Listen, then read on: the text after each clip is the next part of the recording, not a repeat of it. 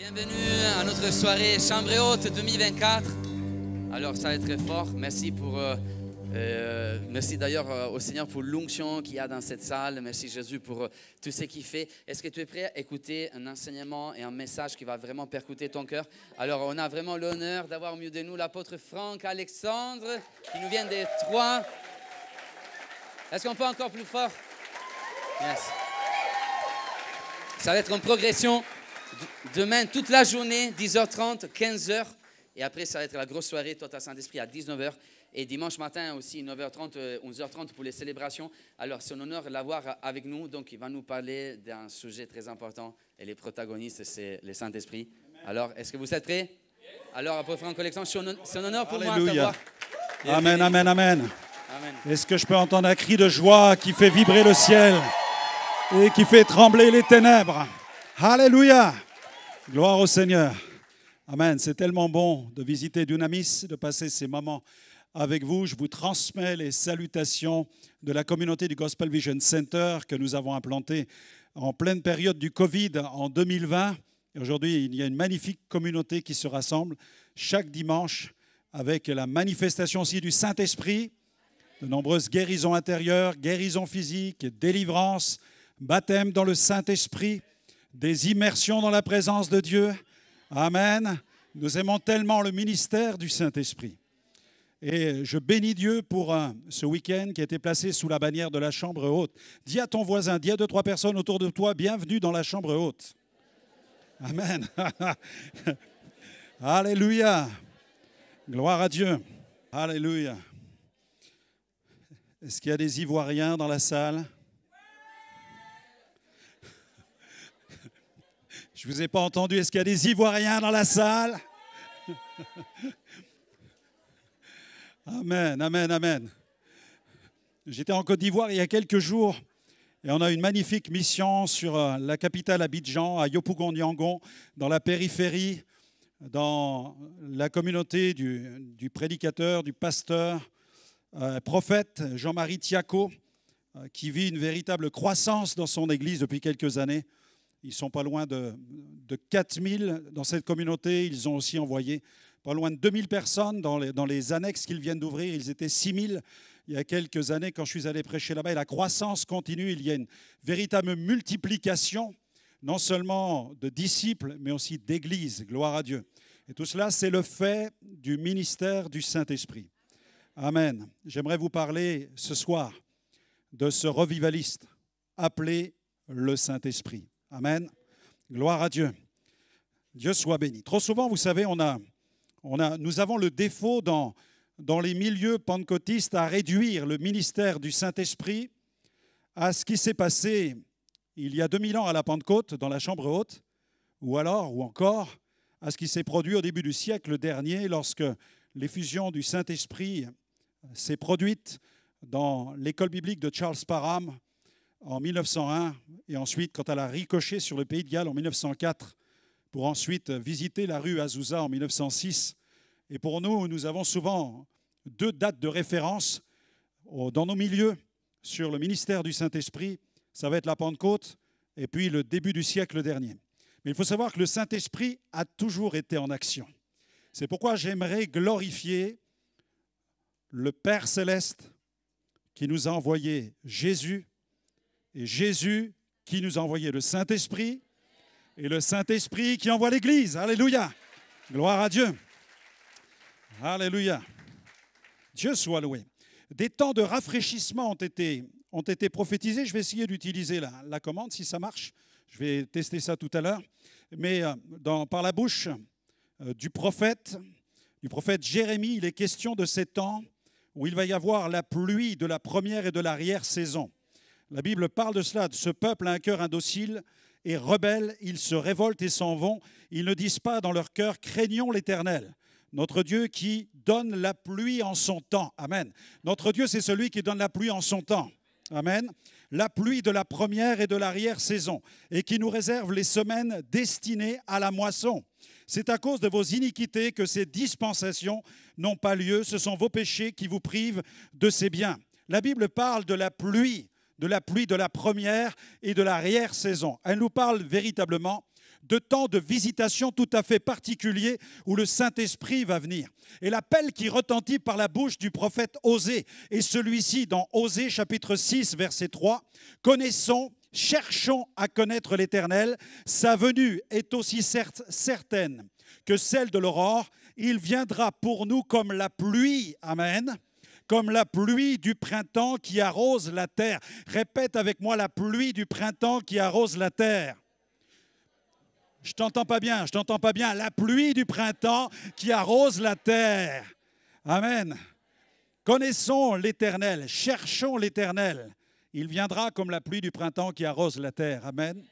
Dieu désire nous visiter, mais il désire trouver un peuple qui a soif et un peuple qui a faim. Malheureusement, certains esprits rigides ont la plus grande peine à concevoir que certaines personnes aient une soif, je dirais, inextinguible de l'action du Saint-Esprit. Ils pensent avoir tout reçu, ils pensent déjà tout posséder. Ils trouvent ridicule le fait d'aspirer, le fait de rechercher la présence de Dieu, de rechercher le réveil, de prêcher sur le réveil, de s'attendre à un mouvement de l'Esprit. Beaucoup aujourd'hui n'ont plus cette soif-là. Et pire encore, il arrive que certains croyants qui ont vécu un certain moment de leur existence un mouvement du Saint-Esprit deviennent même les premiers opposants à une nouvelle action du Saint-Esprit. Un enseignant sur l'histoire de l'Église a déclaré « Les plus grands ennemis du réveil sont parfois ceux qui ont vécu un réveil, car ils s'attendent à ce que les choses se passent comme ils les ont vécues à leur époque. » Mais Jésus a dit, dans Jean 7, 37, « Si quelqu'un a soif, qu'il vienne à moi.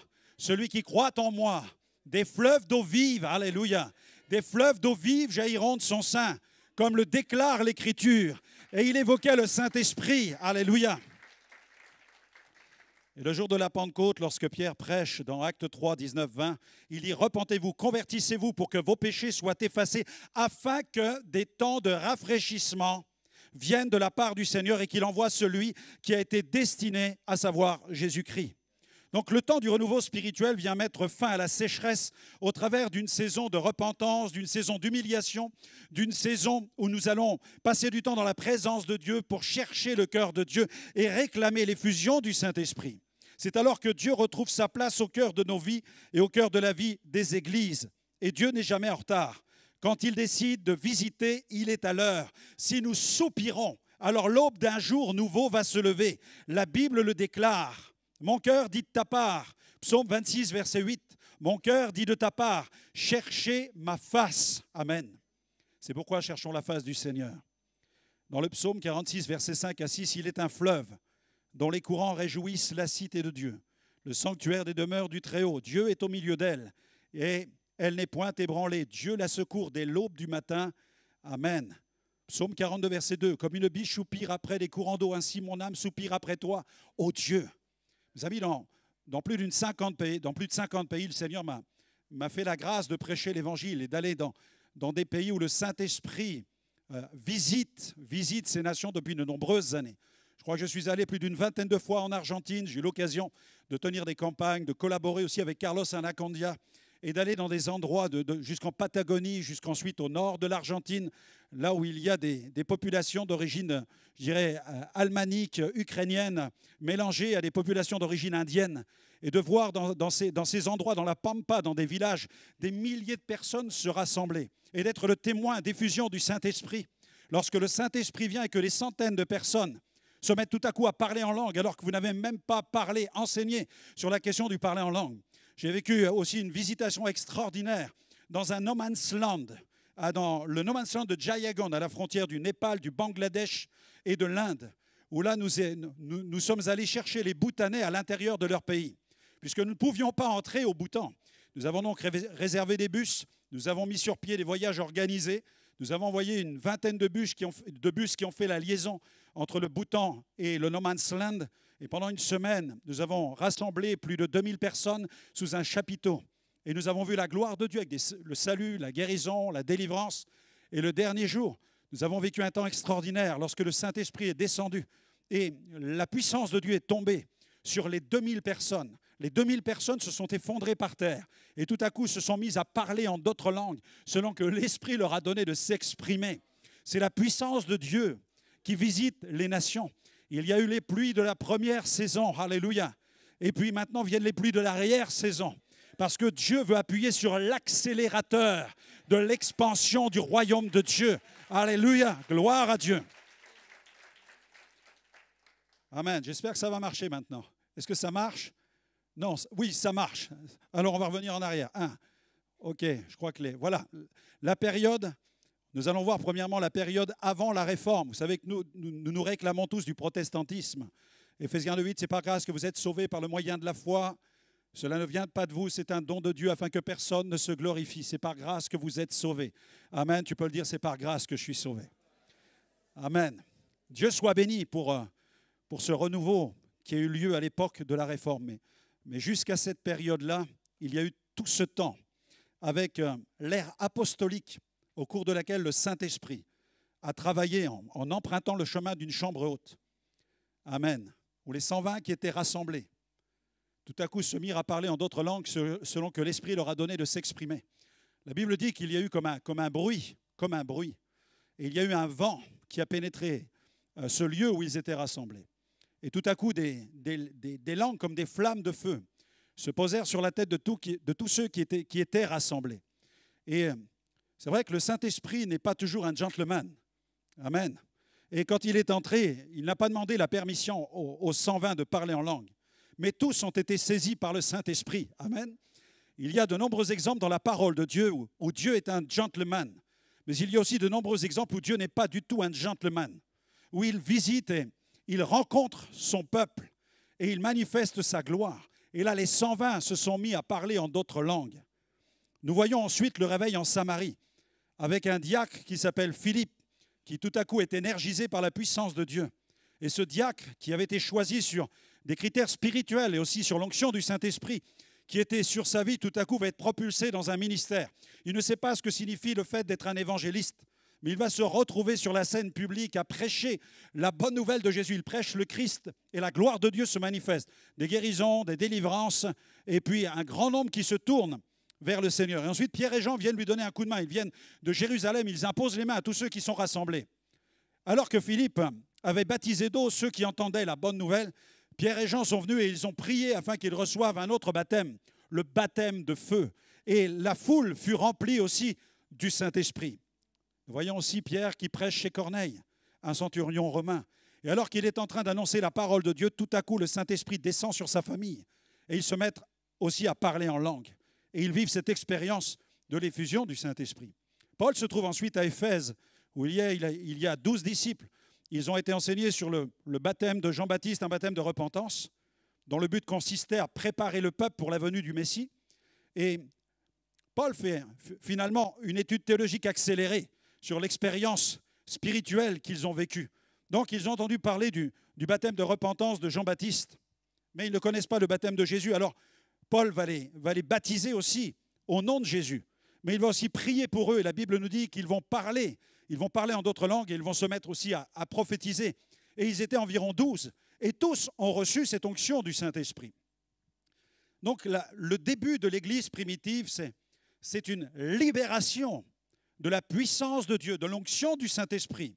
Non seulement avec des ministères, selon Éphésiens 4, des apôtres, des prophètes, des évangélistes, des pasteurs et des docteurs, mais aussi et surtout des hommes et des femmes, puisque tous ceux qui ont été persécutés, hommes et femmes, s'en allaient et prêchaient la bonne nouvelle. Amen. Est-ce qu'il y a quelqu'un dans la salle ce soir? Amen. La Bible dit que ceux qui étaient persécutés ont été dispersés, et ceux-là, donc des hommes et des femmes qui étaient persécutés et dispersés, sont allés annoncer la parole de Dieu. Amen. Parce qu'ils étaient remplis du Saint-Esprit. Gloire à Dieu. Le Saint-Esprit a œuvré au travers d'eux et ils ont été persécutés. Nous voyons le temps de la grande persécution. Et l'Église va entrer en fait dans une saison de persécution où là, ce développement dynamique ne tarde pas à faire vaciller les systèmes politiques et religieux de l'époque, ce qui provoque véritablement des réactions véritablement très violentes. Et c'est le début des vagues aussi d'hérésie. À ces vagues de persécution, nous pouvons ajouter les nombreuses vagues d'hérésie qui surgissent ici et là sous l'impulsion de certains leaders avec différents courants comme l'arianisme, c'est-à-dire des courants chrétiens qui nient la divinité du Christ, ou le judéo-christianisme, un retour à la pratique de la circoncision ou du sabbat, le gnosticisme aussi avec le mépris du corps, l'ascétisme, le rejet du mariage, des longs jeûnes. Il y a aussi des hérésies comme l'antitrinitarisme, la négation de la Trinité divine, et encore d'autres hérésies. C'est le temps véritablement où l'Église est attaquée, elle est persécutée. Elle rencontre de l'opposition de la part des pouvoirs politiques, mais aussi des pouvoirs religieux. C'est de plus en plus difficile de résister face à cette pression. Et puis vient alors cette nouvelle ère, l'ère de l'Église que nous pourrions appeler l'ère de l'Église-religion. En 313, avec l'empereur Constantin à la suite d'une vision de la croix qu'il reçoit, eh bien, il reçoit cette conviction que par ce signe, il va remporter la victoire. Mais l'Église va emprunter un chemin, celui d'une reconnaissance qui va être officielle. C'est le temps de l'institutionnalisation, où de nombreuses faveurs sont accordées à l'Église. Et puis, l'Église va connaître ce temps de faveur de la part du pouvoir politique de l'époque. Alors que l'Église a été persécutée, je dirais que le vent va souffler dans un autre sens, elle va recevoir cette faveur, mais cette faveur va jouer contre elle. Mais malgré cela, malgré cette emphase qui va être placée sur la structure, sur l'organisation, au détriment de la foi et de la vie de l'esprit, les charismes vont commencer à s'éteindre, mais l'histoire nous enseigne qu'ici et là, il y a des petits groupes, des petites communautés qui se retrouvent et qui cherchent la face de Dieu. On parle de brasiers charismatiques, de brasiers prophétiques, d'hommes et de femmes qui se mettent à part et qui ne veulent pas se laisser entraîner, je dirais, dans la structuration et cette institutionnalisation du monde chrétien. Ils veulent garder la fraîcheur du Saint-Esprit. Ils veulent continuer à garder la vie de l'esprit. Ils veulent chercher Dieu, ils ont soif de Dieu, ils ont faim de Dieu. Ce sont des petits brasiers, des petits groupes ici et là qui se retrouvent et qui cherchent la présence de Dieu. Et ils entretiennent ce feu puissant du Saint-Esprit. Et puis vient la période sombre du Moyen-Âge, où là, au 5e siècle, il y a ces oppositions. Le Moyen-Âge va devenir une période extrêmement sombre pour l'Église, avec la superstition qui ne cesse de gagner du terrain. Et puis l'Empire de Rome qui décline, et des peuples germaniques qui envahissent l'Occident, qui sont menés, et puis aussi menés par Clovis. Les Francs se convertissent au catholicisme, ils reçoivent toutes les faveurs du pape. C'est ainsi que prend forme ce qu'on appelle l'Église de Rome. Le christianisme est né et s'est développé rapidement dans la partie orientale de l'Empire romain. Et les villes de Jérusalem, d'Antioche et d'Alexandrie prennent la forme de capitale ecclésiastique. Et puis vient la menace islamique. C'est la période d'une grande menace, celle de cette nouvelle religion, l'islam, qui se répand par l'épée, qui se répand aussi par les massacres, qui monte vers l'Afrique du Nord et s'introduit en Espagne, puis en France, qui va être repoussé par Charles Martel en 732. Et puis vient une nouvelle influence, celle de Charlemagne, qui pendant la période de son règne, eh bien, va revigorer le christianisme. Il va s'occuper d'enseigner la foi chrétienne. Ce roi repousse les ennemis de la foi chrétienne sans ménagement et il favorise la diffusion de l'enseignement chrétien au sein de son empire par les moines dans les écoles. Mais vient un déclin qui gagne, je dirais, les leaders au sein du catholicisme, au sein même de la papauté qui tombe dans la décadence. Vient aussi un schisme au sein du monde chrétien. En 1054, le schisme qui vient marquer la rupture définitive avec le christianisme occidental romain. 11e et 13e siècle, le dominionnisme catholique. On voit que l'Église d'Orient stagne avec cette Église orthodoxe et l'Église catholique qui affiche une ambition véritablement conquérante, dominionniste. C'est le temps des croisades, c'est le temps du développement des ordres monastiques. Et on entend parler d'ordre hospitalier, on va prendre soin des malades. On entend parler aussi d'ordre militaire, où certains, au nom de Dieu, mènent des guerres. Il y a aussi des ordres contemplatifs, à l'exemple de certains moines qui décident, eux, de se mettre à l'écart pour chercher la face de Dieu. Ils vont se comporter comme des ermites. Il y a même des femmes qui sont attirées par la prière et se mettent sous leur direction pour créer un ordre de carmélites en 1452. Il y a toujours au milieu de cette Église qui se structure, qui s'institutionnalise, qui s'organise, il y a toujours des foyers d'hommes et de femmes qui cherchent la présence de Dieu, qui cherchent Dieu, qui essayent de survivre au milieu de cette structure. Ils ont soif de rencontrer Dieu. Et puis il y a aussi les ordres mendiants. Et ces ordres mendiants s'occupent principalement des pauvres. Et cette période va être marquée par le mysticisme, le culte des reliques. On adore certaines parties du corps d'hommes et de femmes qui ont été les instruments de l'accomplissement de certains miracles. C'est le temps aussi de la vénération des saints. Et puis, il y a des phénomènes surnaturels qui sont généralement attribués à cette caste de moines. Ils sont dévoués à la prière, dévoués à la contemplation. Mais il y a aussi, c'est un temps où ils reçoivent des visions, mais il y a un énorme mélange parce que tout cela est mélangé en fait avec toutes sortes de superstitions et de pratiques qui ne rencontrent pas, je dirais, l'approbation divine. Ils vivent des temps de ravissement, d'extase, ce sont des expériences mystiques qui sont nombreuses. Certains moines vivent cloîtrés, d'autres par contre cherchent à aller vers le peuple. Il y a cette catégorie de moines qui vivent très modestement, qui vivent même dans la pauvreté et qui parcourent les villages. Et l'histoire nous dit qu'ils prêchent la repentance, ils prêchent un message de transformation. Ils se libèrent de la structure, de cette organisation dominioniste qui pèse sur eux. Ils cherchent le contact avec le peuple, ils cherchent le contact avec les gens. Ils vont à la rencontre des populations, ils prêchent la repentance, ils prient même pour des malades. Et l'histoire nous dit qu'ils expérimentent même des guérisons. Des boiteux sont guéris. Avec Bernard de Clairvaux, un enfant muet est guéri. Un moine nommé Gottfried commande à un enfant aveugle de naissance de recouvrer la vue et immédiatement, il reçoit sa guérison. Et il y a d'énormes exemples comme ça, de moines qui ont été utilisés par le Saint-Esprit pour accomplir des miracles. Et puis vient le XIVe siècle avec l'effritement, je dirais, d'un système qui est véritablement à bout de souffle. Et le plus grand souci au XIVe siècle consiste à maintenir le pouvoir directif de la papauté et les croisades qui se sont soldées par un échec. On va passer au point suivant. Des mouvements précurseurs vont commencer à se mettre en place, puisqu'il y a au milieu de tout ça une résistance. Il y a des hommes et des femmes qui cherchent Dieu.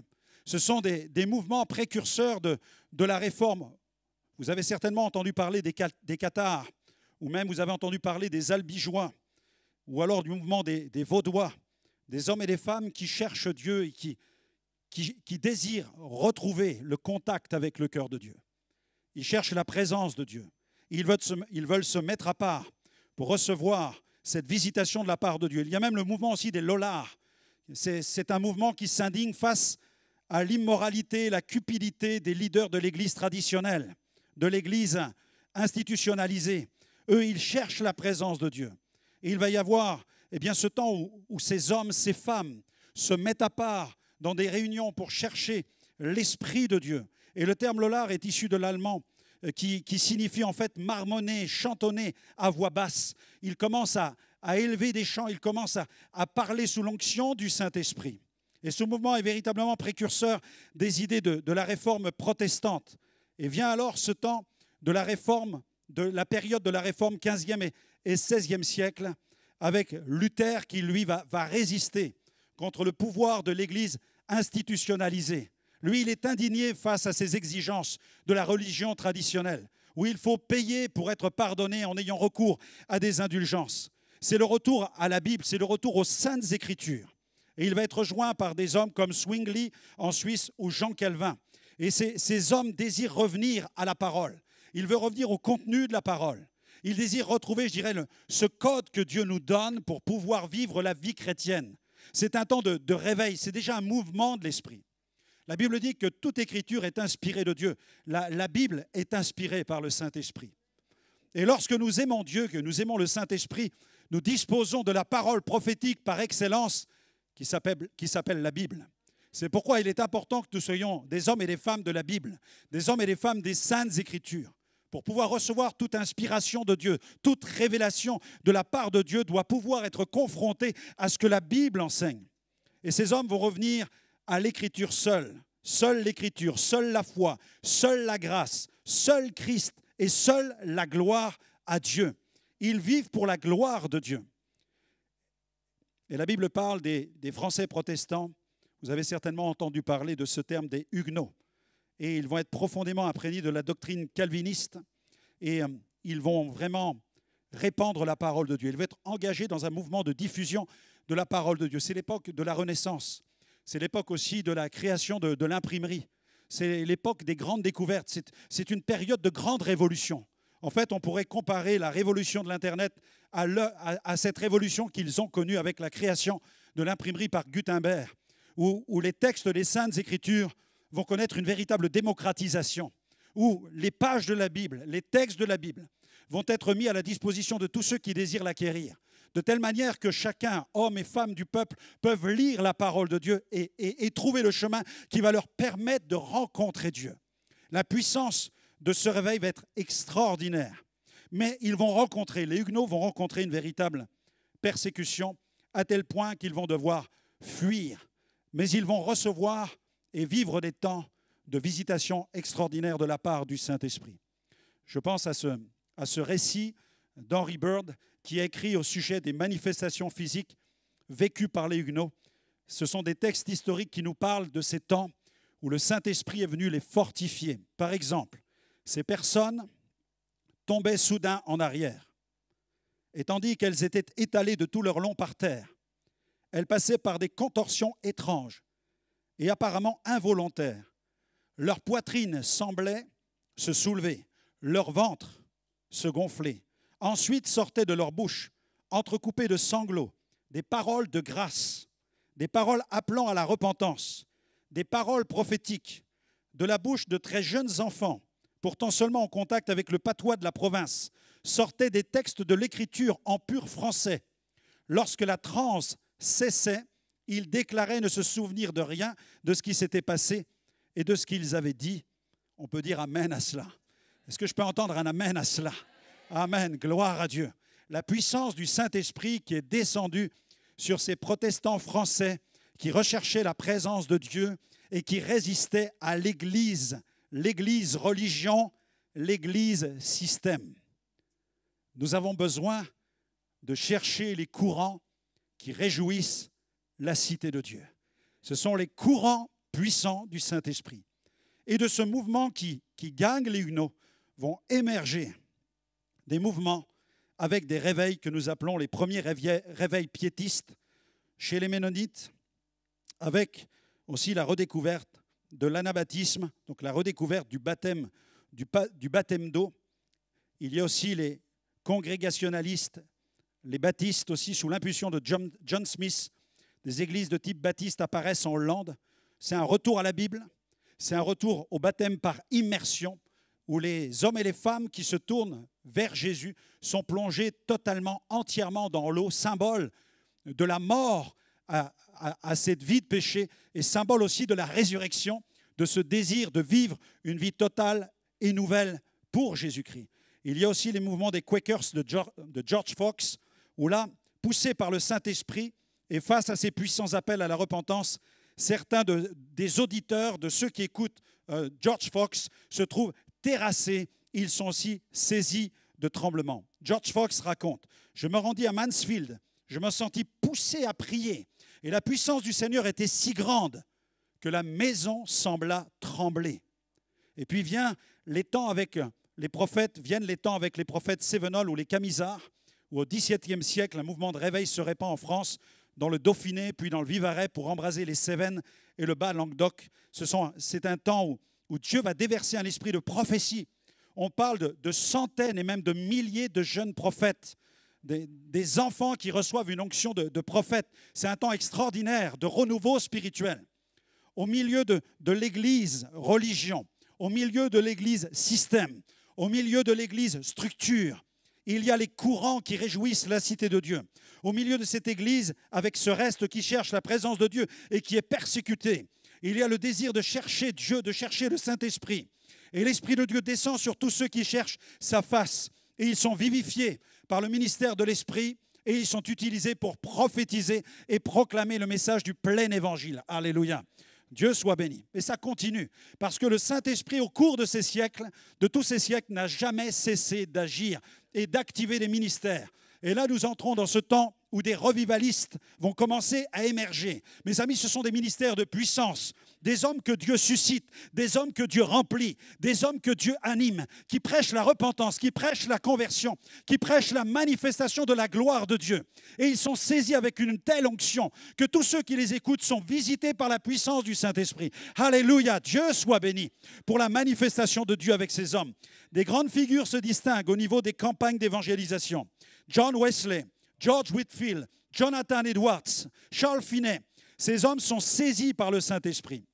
Sur cette question des manifestations, il y a des cris, il y a des pleurs, il y a des gémissements, il y a des tremblements, il y a des agonies, il y a des exclamations de joie avec des applaudissements. Est-ce que je peux entendre un applaudissement ce soir? Alléluia, alléluia. Gloire à Dieu. La gloire de Dieu se manifeste. Et sur cette question des manifestations, les grands revivalistes s'écrivent, ils communiquent ensemble, ils s'échangent des courriers et ils se posent des questions. Ils essayent de comprendre si tel ou un tel vit les mêmes expériences. John Wesley envoie un courrier à l'autre revivaliste anglais, George Whitefield, et il lui dit « J'ai eu l'occasion de parler avec Whitefield de ces signes extérieurs qui ont si souvent accompagné l'œuvre intérieure de Dieu. » Amen. Vous avez des gens aujourd'hui qui ne veulent pas voir ces signes extérieurs.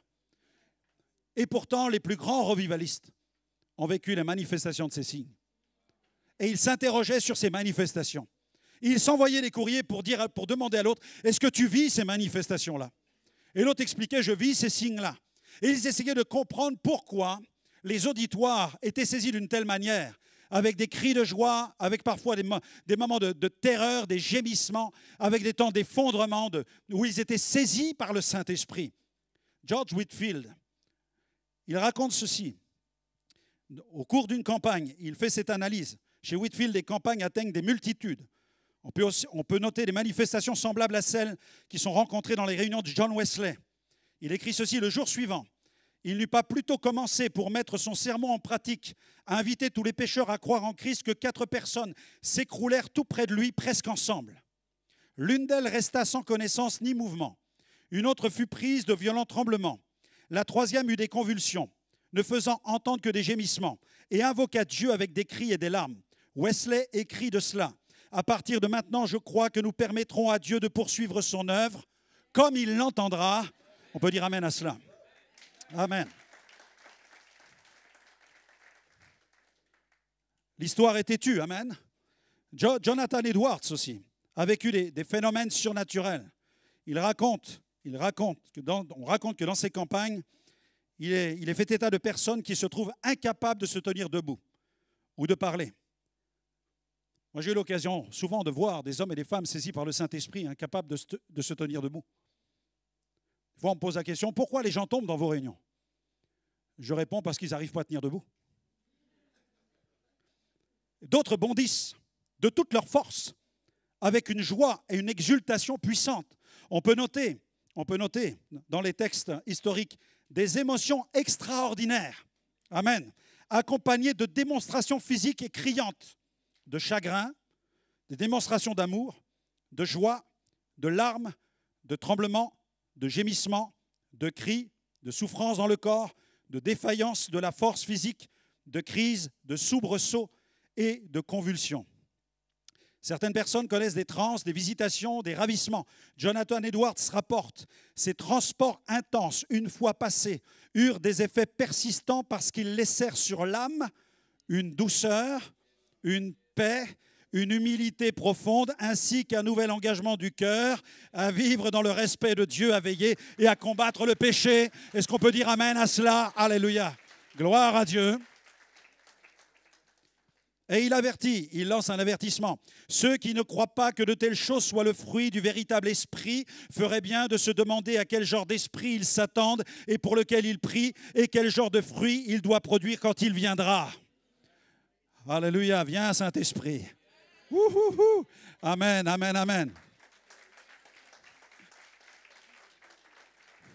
J'ai tellement lu dans des magazines que nous ne devons pas parler au Saint-Esprit, comme si Dieu serait dangereux.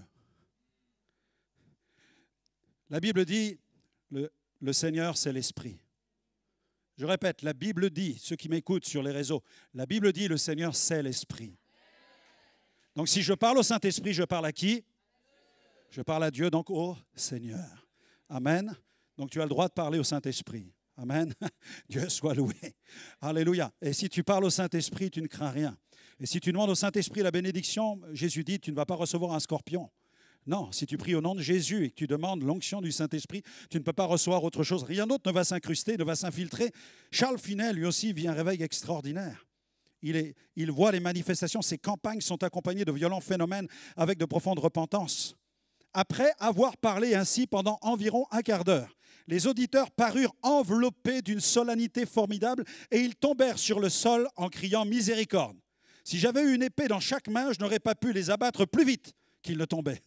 En effet, 2 minutes après avoir senti l'impact du Saint-Esprit les atteindre, presque tous les assistants étaient à genoux et prosternés sur le sol. Tous ceux qui pouvaient encore parler priaient pour eux-mêmes. Amen. En Amérique du Nord comme en Angleterre où il évangélise, il voit ces phénomènes puissants se reproduire. Dans ses écrits, on peut lire ceci. Cette puissance est un véritable prodige. J'ai souvent vu des personnes incapables de supporter la parole. Les déclarations les plus simples et les plus banales frappaient les hommes comme d'une épée, les rendaient parfois presque inanimés tels des morts. Ouh! Gloire à Dieu, fais-le Saint-Esprit. Bienvenue Saint-Esprit. Amen. Sois le bienvenu Saint-Esprit. Bienvenue cher Saint-Esprit. Amen. Alléluia. Fais-le encore. Fais-le encore, Saint-Esprit. Et vient un autre réveil au XVIIIe siècle que nous ferons bien de considérer, c'est le réveil morave, avec une soif de la prière. Et lorsqu'il y a le Saint-Esprit, il y a un mouvement de prière. Il y a des hommes et des femmes qui aiment se tenir dans la présence de Dieu, qui raffolent de la présence de Dieu, qui sont addicts à la présence de Dieu. Amen. Vous n'êtes pas dangereux si vous êtes addict à la présence de Dieu. Sinon, le comte Zinzendorf était addict, était en danger, puisqu'il a déclenché le mouvement de prière le plus long de l'histoire du christianisme avec un mouvement qui a duré 100 ans. 100 ans. Un siècle d'activation de l'Église dans la prière. Vous pouvez imaginer l'influence que cet homme a eue sur l'Église. Un historien du réveil morave raconte ce témoignage. Le Saint-Esprit vint sur nous et en ces jours, des signes et des prodiges se produisirent au milieu de nous.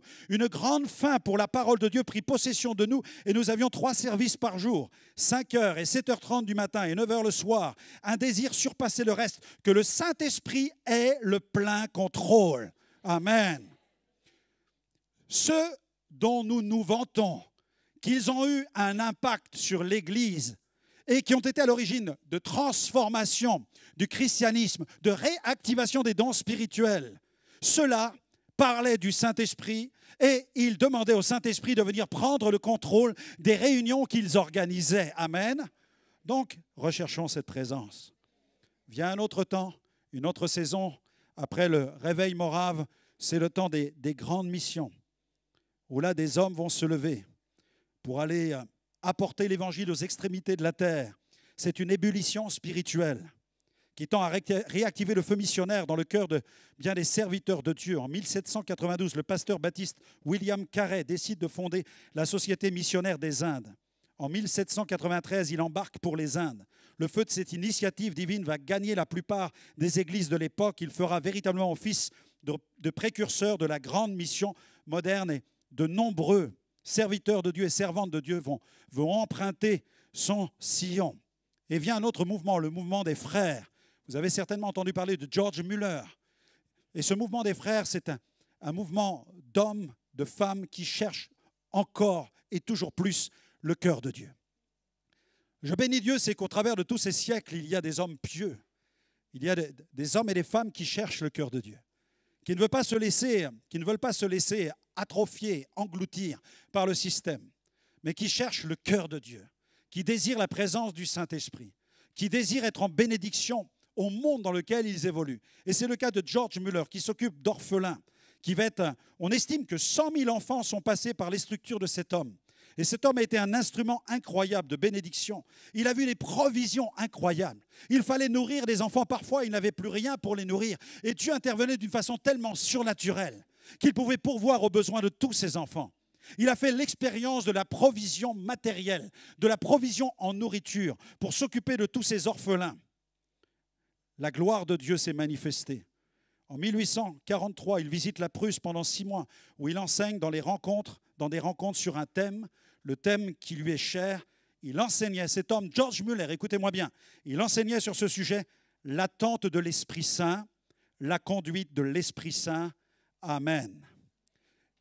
Et suite à ce que ces hommes proclament, à ce que ces hommes réclament dans la prière, le Saint-Esprit continue d'agir et les écluses du ciel s'ouvrent, plus particulièrement en 1875, lors des conventions qu'on appelle les conventions de Keswick. Dans ces rencontres, le thème principal est celui-ci, Higher Life, un plus haut standard de vie chrétienne, ou alors une plus grande activation, ou plus de profondeur. Il y a une aspiration chez tous les orateurs qui viennent, puisque ces rencontres rassemblent tous ceux qui aspirent à vivre ce qu'ils appellent une seconde expérience. Ils ne peuvent plus se satisfaire de l'expérience de la conversion ou de la nouvelle naissance avec l'expérience du baptême d'eau. Ils ont vu dans les Écritures qu'il y a ce temps de la chambre haute. Ils ont vu dans les Écritures qu'il y a ce temps où en Samarie, les gens sont baptisés d'eau, ensuite on prie pour eux, et là ils sont baptisés du Saint-Esprit. Il doit y avoir une seconde expérience.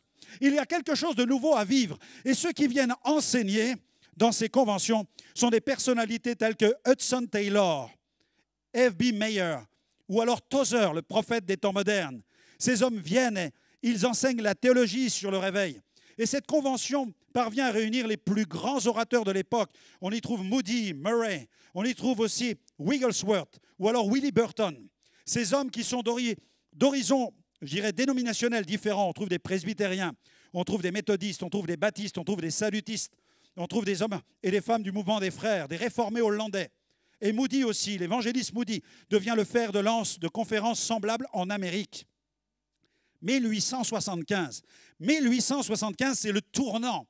C'est vraiment le moment charnière qui va basculer, qui va permettre l'ouverture, je dirais le démarrage d'une nouvelle saison, celle de l'expérience, celle de la seconde expérience, celle de l'expérience de la bénédiction, vivre sa bénédiction.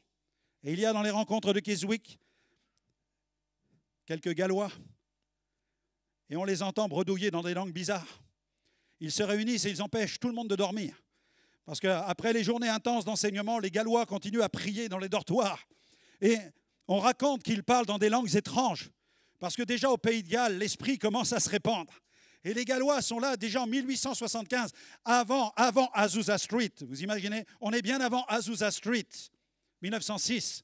En 1875, les Gallois parlent déjà en langue. Tout au long de ces siècles, il y a eu des hommes et des femmes qui reçoivent le Saint-Esprit. Tout au long de ces siècles, il y a des hommes et des femmes qui prophétisent. Tout au long de ces siècles, il y a des hommes et des femmes qui prêchent la repentance. Tout au long de ces siècles, il y a des hommes et des femmes qui sont persécutés. Tout au long de ces siècles, il y a des hommes et des femmes qui se mettent à part, qui cherchent la présence de Dieu, qui savent qu'il existe un Saint-Esprit et que le Saint-Esprit est le plus grand des revivalistes et que sans le Saint-Esprit, l'Église ne peut pas vivre. Tu as besoin du Saint-Esprit. Tu as besoin du Saint-Esprit. Déclare, j'ai besoin du Saint-Esprit. J'ai besoin du Saint-Esprit.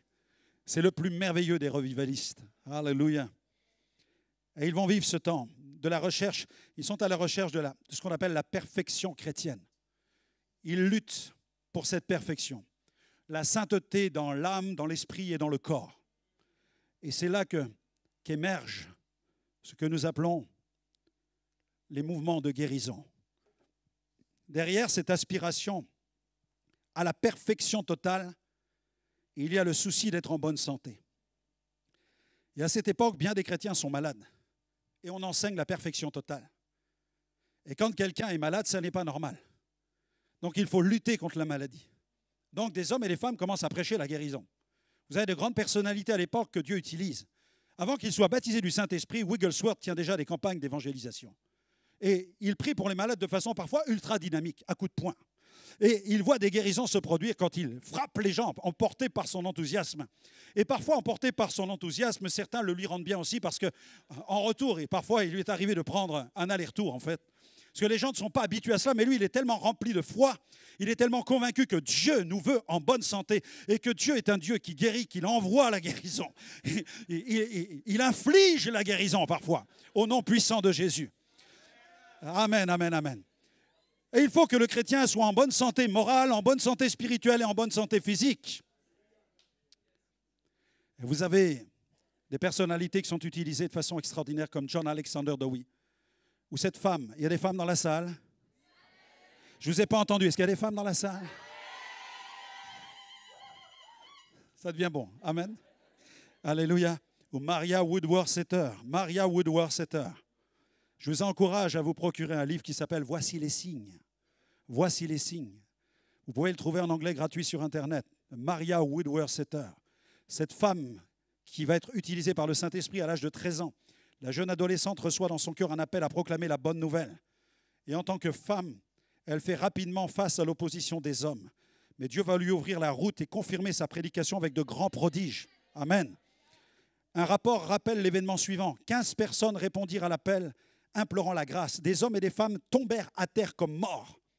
Je n'avais jamais rien vu de semblable. J'ai constaté que c'était le travail de Dieu, mais je ne savais pas comment l'expliquer.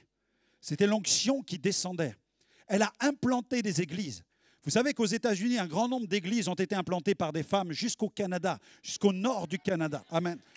Amen, amen, amen, amen. Amen. Et ces phénomènes ont accompagné son ministère de façon, je dirais, quasi systématique. Dans les récits de toutes ces campagnes d'évangélisation, ceux qui viennent l'écouter sont saisis par la puissance du Saint-Esprit. Et puis vient ce temps avec Charles Parham et le collège biblique de Topeka, où Charles Parham, lui, a entendu parler des réunions de Keswick. Il entend tous ces débats théologiques sur la seconde expérience. Et il commence à parcourir les Écritures, les actes des apôtres. Il sait que cette seconde expérience comprend ce phénomène surnaturel des langues nouvelles. Alors il a une quarantaine d'étudiants, il leur donne comme devoir celui d'étudier dans les actes des apôtres et de chercher quelle serait cette seconde expérience. Et c'est au moment du passage à l'année 1901, au cours de cette soirée, il y a une réunion de prière qui est organisée. Les étudiants ont fait leur rapport sur ce qu'ils ont lu dans la parole de Dieu. Et ils sont tous arrivés à la même conclusion que lorsqu'on est baptisé dans le Saint-Esprit, on vit cette seconde expérience de cette expression incroyable, extraordinaire, le parler en d'autres langues, le parler en langue nouvelle. Et ce soir-là, alors qu'ils sont en train de prier, ils vont vivre un phénomène. Quelqu'un va recevoir une vision et il va voir comme un fleuve qui se déverse sur l'école. Les 40 étudiants vont être baptisée du Saint-Esprit, mais la première qui vit cette expérience s'appelle Agnès Osman. Et c'est une femme qui, pour la première fois, commence à parler en d'autres langues. Elle va parler plusieurs dialectes et principalement du chinois. Elle va être remplie de la puissance de Dieu et tous les autres vont être remplis du Saint-Esprit. Et Charles Parham, le directeur de l'école, lui, ne sera rempli du Saint-Esprit que quelques jours plus tard. Mais il a assisté à cette effusion qui visite tous ses étudiants. Et puis vient ensuite le réveil au Pays de Galles en 1904. Le travail de Dieu se poursuit au travers du ministère de Parham, bien sûr, avec les signes d'une immense effusion mondiale qui se multiplie et l'Esprit se met en marche. En 6 mois, au Pays de Galles, il y a 100 000 personnes qui vont se convertir en 6 mois. 100 000 personnes se convertissent sous l'impulsion de jeunes gens, des jeunes gens enflammés, à la tête desquels se trouve le jeune Evan Roberts. Ce jeune homme, avec son meilleur ami, au cours d'une soirée, sont en train de prier. Ils vont avoir la vision du réveil qui vient sur le pays. Ils vont voir une main qui descend sur le Pays de Galles. Et à partir de ce moment, c'est un mouvement que plus rien ne peut arrêter.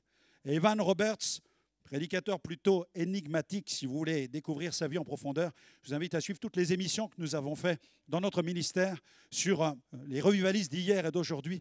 Et nous avons donc approfondi l'étude de la vie d'Evan Roberts. C'était quelqu'un d'assez énigmatique, assez particulier, mais qui avait une soif intense. Ce n'était pas un grand prédicateur, mais lorsqu'il priait, le ciel s'ouvrait. C'était plutôt un intercesseur. Sa prédication était très simple, mais quand il priait, il faisait trembler les temples et la gloire de Dieu se manifestait avec des centaines d'âmes qui étaient saisies et qui tombaient sous la puissance du Saint-Esprit. Après 13 mois de recherche de Dieu, il reçoit cette vision de l'immersion du Pays de Galles sous le Saint-Esprit. Et c'est au cours du printemps 1904 que l'Esprit descend sur le pays tout entier.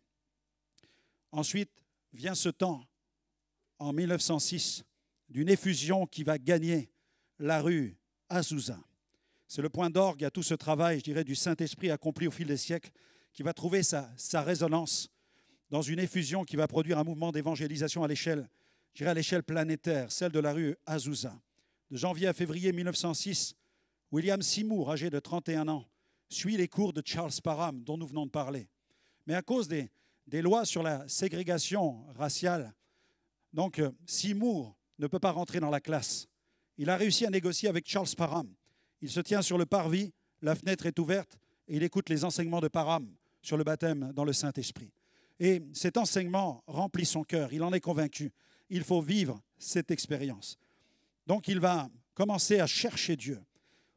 Et il va vivre cette expérience. Ça n'était pas un théologien, mais il était assoiffé de la présence de Dieu. Il est interpellé par le message de Parham. Et il commence à prêcher il prêche par la foi sur le baptême dans le Saint-Esprit. Il ne parle toujours pas en langue, mais il prêche sur le baptême dans le Saint-Esprit. Mais il fait face au rejet de sa communauté. Et c'est au 214 rue Bonnie Bray, chez la famille Asbury, qu'il commence des réunions avec un petit groupe de personnes qui acceptent de le suivre dans cette recherche de l'Esprit Saint. Et le 9 avril 1906, après 5 semaines de prédication et de prière, alors qu'il se trouve au 3e jour d'un jeûne de 10 jours, un homme dénommé Edward Lee parle en langue pour la première fois.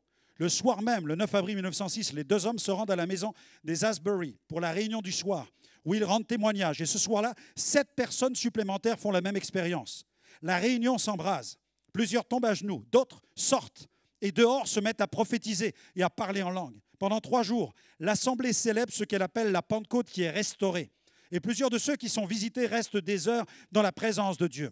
Paradoxalement, William Seymour prêche sans relâche au sujet de cette expérience alors qu'il ne l'a pas encore expérimentée. Mais le 12 avril 1906, tard dans la nuit, il fait à son tour l'expérience du baptême dans le Saint-Esprit. Il est baptisé de feu.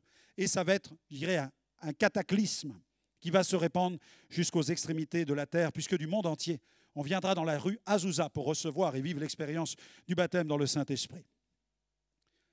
Et la vague va atteindre le monde et la France. Aujourd'hui, je dirais, le Saint-Esprit a touché pratiquement toutes les nations de la planète.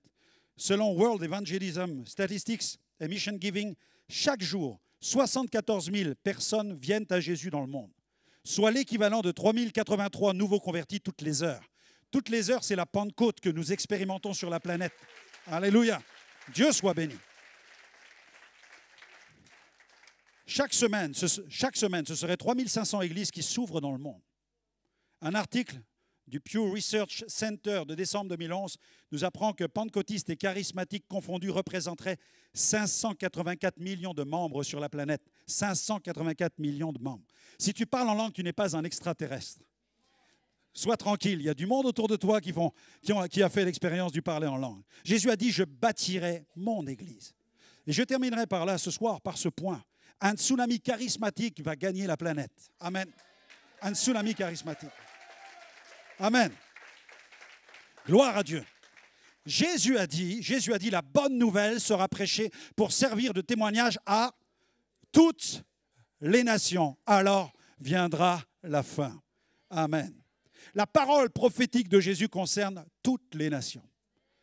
Et Jésus est en train de parler non pas d'une église moribonde. La Bible parle d'une église apostate.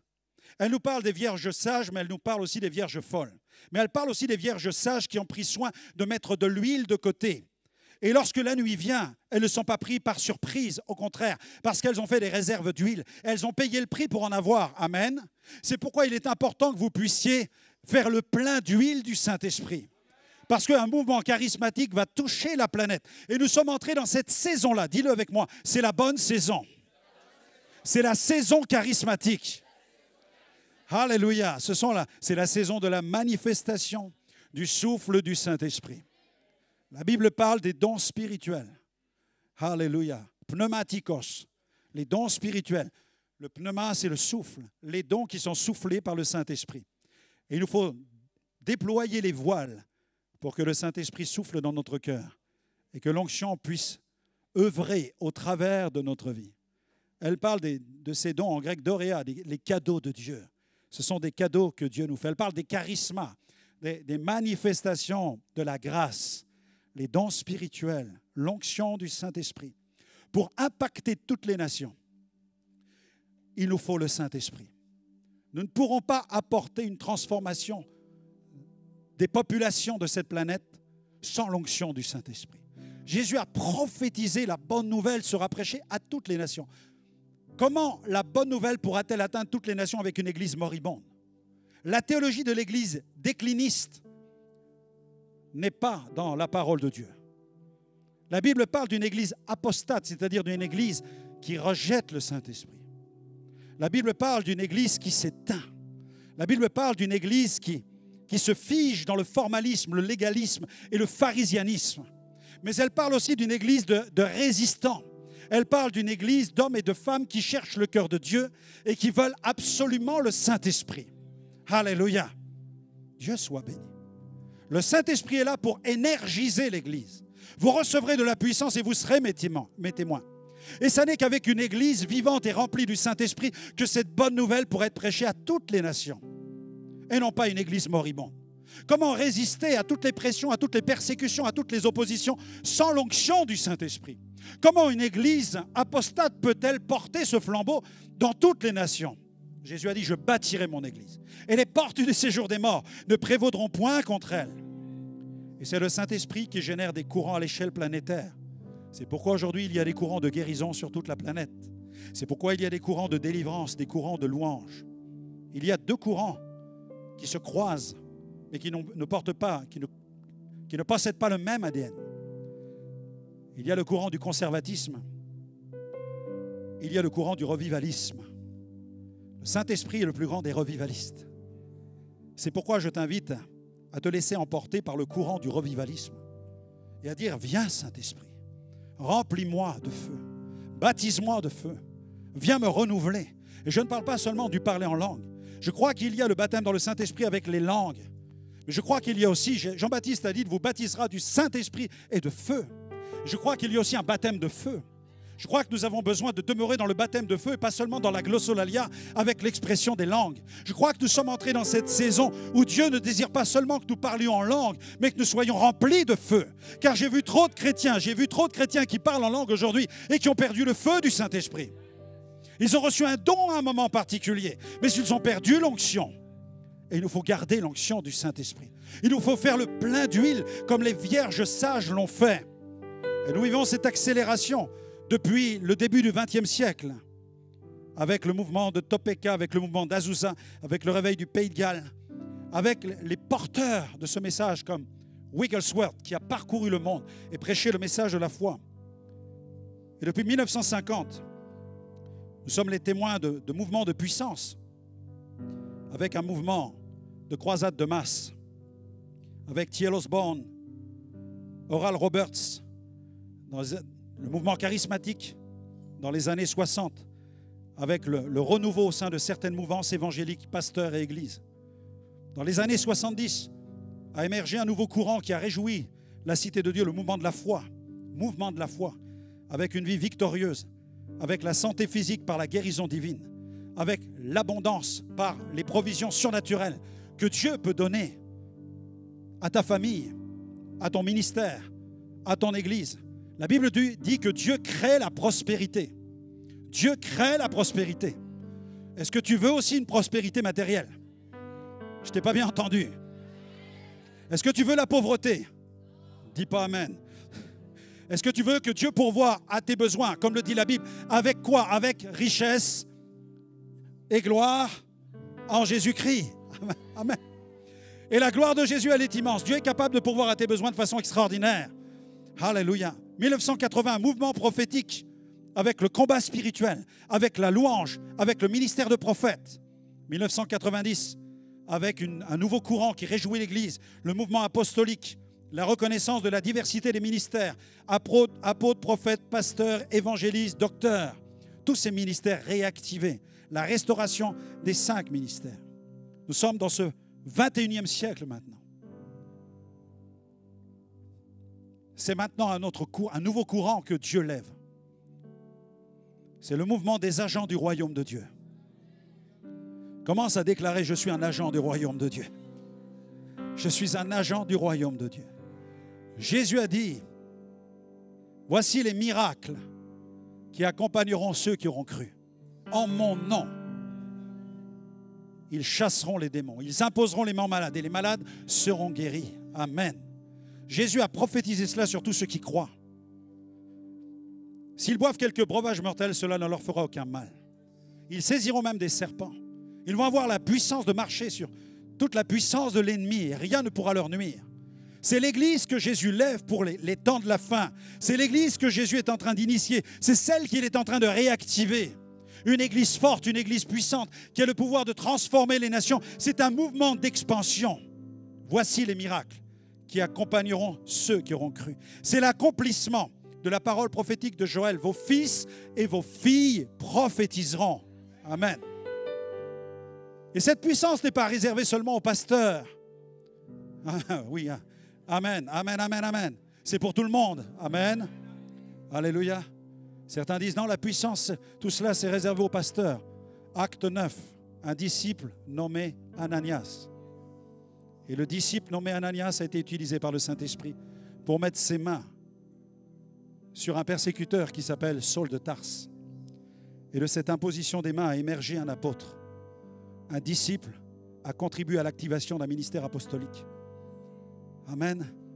C'est pourquoi le Saint-Esprit est le plus grand des revivalistes. Amen. C'est mon plus grand partenaire. Le Saint-Esprit, c'est mon meilleur ami. Le Saint-Esprit, c'est celui qui veut travailler avec toi. C'est la saison de la saturation. C'est la saison de la transformation des familles. C'est la saison de la transformation des quartiers. C'est la saison de la transformation des villes. C'est la saison de la transformation des régions. C'est la saison de la transformation du pays.